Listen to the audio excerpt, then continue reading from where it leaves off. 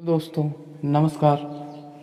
चलिए, उस दिन हमने साइंस के बारे में कुछ पढ़ लिया था, प्रकाश लाइट क्या होता है। आज उसके आगे डिस्कस करते हैं गोलीय दर्पण।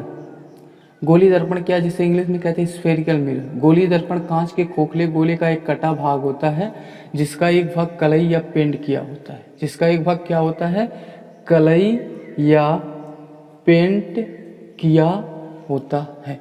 अब देखिए, कलई या पेंट किया होता क्या होता है। कलई या पेंट करने का मतलब, जैसे आपने जो नॉर्मली शीशा है आपने घर पे देखा होगा, उस शीशे में क्या होता है, उसका जो पीछे वाला हिस्सा होता है वो पेंट ही किया होता है, चाहे वो किसी भी रंग से हो। तो इसको क्या कहते हैं, अब इसको उसी को हम क्या कहते हैं, कलई या पेंट करना। अब देखिए, दर्पण दो प्रकार के होते हैं। एक अवतल दर्पण जिसे इंग्लिश में कहते हैं कॉनकेव मिरर। एक अवतल दर्पण होता है जिसे इंग्लिश में कहते हैं कॉनकेव मिरर। एक उत्तल दर्पण होता है जिसे इंग्लिश में कहते हैं कॉन्वेक्स मिरर। अब देखिए, अवतल दर्पण में क्या होता है, अवतल दर्पण का जो बाहरी भाग होता है वो क्या होता है, कलई या पेंट किया हुआ। क्या होता है, कलई या पेंट किया हुआ। और इसका अंदर का भाग क्या होता है, परावर्तक तर। अंदर का भाग क्या होता है, परावर्तक तर। उसी तरह इसका अंदर का भाग क्या होता है, कलई या पेंट होता है। और इसका बाहर का भाग क्या होता है, परावर्तक तर। ठीक। अब देखिए, अवतल दर्पण का अंदर का भाग क्या होता है, दबा हुआ होता है। अंदर का भाग दबा हुआ होता है या परावर्तक तल होता है, उसी को हम क्या कहते हैं, अवतल दर्पण। और उत्तल दर्पण का अंदर का भाग कलई या पेंट, मतलब इसका बाहरी भाग क्या होता है, उभरा हुआ होता है।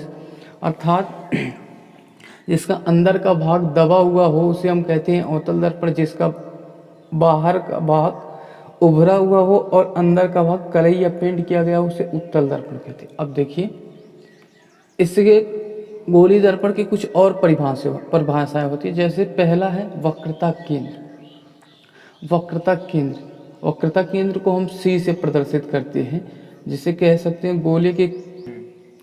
चलिए देख लेते हैं वक्रता केंद्र। गोले के केंद्र को दर्पण की वक्रता त्रिज्या कहते हैं। ठीक है।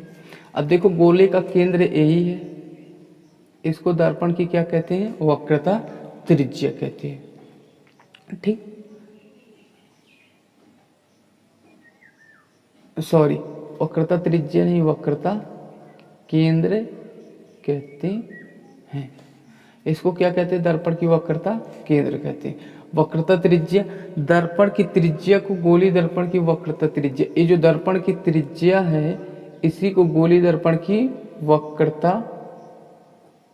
त्रिज्या कहते हैं। अब देखिए, ध्रुव क्या होता है, दर्पण के परावर्तक तल के मध्य बिंदु को ध्रुव कहते हैं। दर्पण के परावर्तक तल के मध्य बिंदु को क्या कहते हैं, ध्रुव मतलब पोल कहते हैं। अब देखिए, मुख्य अक्ष, प्रिंसिपल एक्सिस। प्रिंसिपल एक्सिस क्या होता है, मतलब मुख्य अक्ष क्या होता है, दर्पण के ध्रुव तथा वक्रता केंद्र को मिलाने वाली रेखा मुख्य अक्ष कहलाती है। मतलब दर्पण के मुख्य अक्ष क्या होता है, दर्पण के ध्रुव और वक्रता केंद्र को जो रेखा मिला रही है।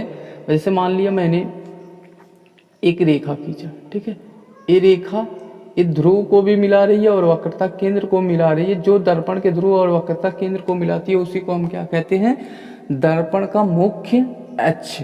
अब दर्पण का द्वारक क्या होता है, अपर्चर ऑफ मिरर।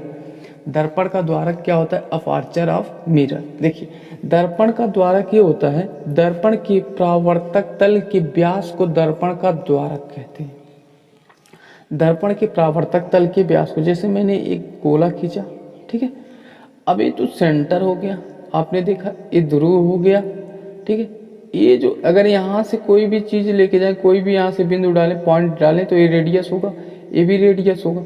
लेकिन जायज़ सी बात है, अगर इस रेडियस को पूरा लेके आया जाए तो यही क्या होगा, दर्पण का द्वारक या दर्पण का द्वारक, या जो पूरा ये व्यास हो रहा है ना, तो व्यास को ही दर्पण का क्या कहते हैं, द्वारक कहते हैं। ठीक।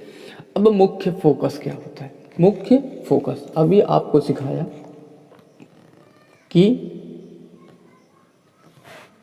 ए क्या है, अवतल दर्पण है, और ए क्या है, उत्तल